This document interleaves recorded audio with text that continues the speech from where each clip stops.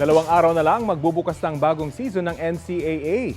Kaya naman patuloy ang pagpapakita ng suporta ng member schools sa kanilang mga atleta. Ang Sports Bites hatid ni Martin Javier.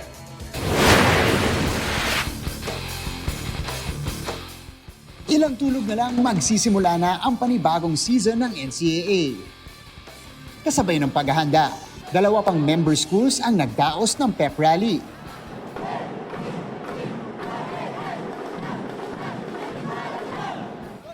Festive ang pep rally ng Kolehiyo de San Juan de Letran. Big boost daw ang pep rally na ito para sa Knights na unang sasabak sa basketball tournament. Sobrang support nila sa amin at iba yung expectation nila sa amin ngayong season. And dadali namin yun at magiging inspiration namin sa pagkamit ng aming pangarap. We expect them to still continue the Arriba spirit.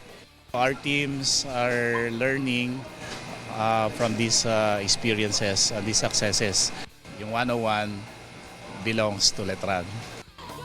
Sa gym naman ng University of Perpetual Help System Data sa Las Piñas. Dumalo sa pep rally ang teams mula sa iba't ibang sport.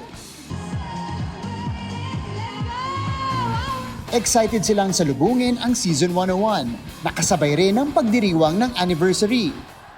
There's a saying that everything you touch will turn into gold. So this year, as we celebrate our 50th anniversary, I believe our players are ready to go for the gold. Confident but not too confident.